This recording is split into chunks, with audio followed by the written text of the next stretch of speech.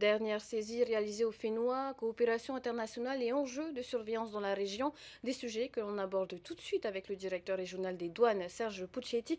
Bonsoir et merci d'avoir accepté notre invitation. Bonsoir, merci. Alors, 142 kilos saisis en Polynésie, 67 en Nouvelle-Calédonie et plus de 285 kilos dans des conteneurs arrivant à Melbourne.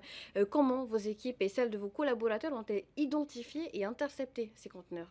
Alors, c'est un beau résultat. Alors d'abord, excusez-moi pour ma voix, hein, j'ai un petit problème de voix en ce moment. C'est un beau résultat parce que c'est le fruit du travail des agents des douanes qui, avec pugnacité, avec un travail quotidien, de l'expérience, euh, recherchent et trouvent de plus en plus souvent de la drogue. Également grâce à une coopération internationale qui a très bien fonctionné, vous l'avez dit, avec les Australiens, les Néo-Zélandais, les Américains et bien sûr les Français de Polynésie et de Nouvelle-Calédonie. Alors, cette drogue était dissimulée selon la méthode dite du rip-off.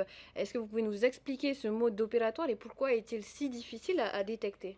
Alors, bon, le rip-off, c'est très simple, hein. Ce sont les organisations de trafiquants de drogue qui introduisent les stupéfiants dans les conteneurs à l'insu de l'expéditeur et du destinataire. Alors, ils peuvent le mettre dans les différents endroits du conteneur, peut-être juste derrière les portes, dans la marchandise, ou dans un plafond ou le plancher du conteneur. Et c'est donc très difficile à trouver, parce que, ainsi qu'on le sait, les porte-conteneurs arrivent avec des milliers de boîtes. Et il faut donc pouvoir détecter dans laquelle de ces conteneurs les trafiquants ont caché de la drogue. Puis il y a aussi les réglementations selon les zones géographiques. C'est là où s'est illustrée cette coopération régionale. On en parlait un peu plus tôt d'ailleurs.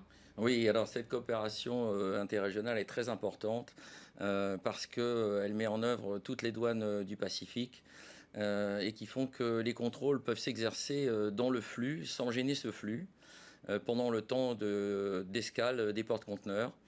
Et donc en Polynésie, on peut contrôler les conteneurs qui sont accessibles, mais on a aussi la certitude de pouvoir faire contrôler des conteneurs qui ne sont pas accessibles en Polynésie et qui le sont peut-être en Calédonie ou en Australie. Et ainsi avoir la certitude de pouvoir contrôler tous les conteneurs qu'on estime sensibles ou suspects et susceptibles de transporter de la drogue. Donc concrètement, certains services douaniers vont intervenir sur le haut du bateau, par exemple, et puis petit à petit, au fil de la chaîne, chacun à son tour va venir contrôler certains conteneurs, c'est ça? Voilà, c'est exactement ça, avec tout un travail de coopération, d'information entre les douanes, mais aussi tout un travail de réflexion sur le conteneur, je dirais sur sa vie, d'où il vient, ce qu'il transporte, et qui fait que on peut sélectionner plutôt tel conteneur ou tel autre conteneur en fonction de la sensibilité qu'on lui attribue. Parce qu'il y a certaines informations qui peuvent déjà vous mettre,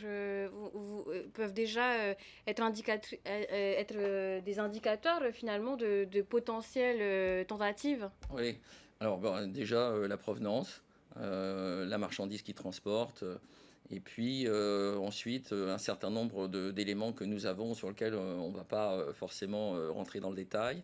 Et puis je dirais c'est beaucoup le travail des agents des douanes, leur professionnalisme, leur pugnacité.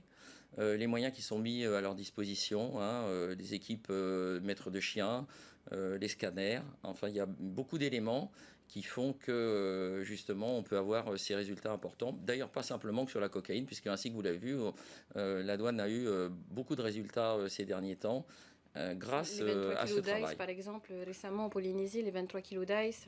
Tout à fait. Alors il y a eu également sur le fret conteneurisé par voie maritime de la drogue qui là pour le compte arrivait en Polynésie, donc ça c'est très important d'avoir saisi cette drogue, donc de l'ice, dans une quantité très importante, 23,3 kilos, hein, c'est une saisie historique pour la Polynésie, malheureusement. Mais là également, grâce à un travail d'investigation, de réflexion stratégique et puis de contrôle de la part des agents.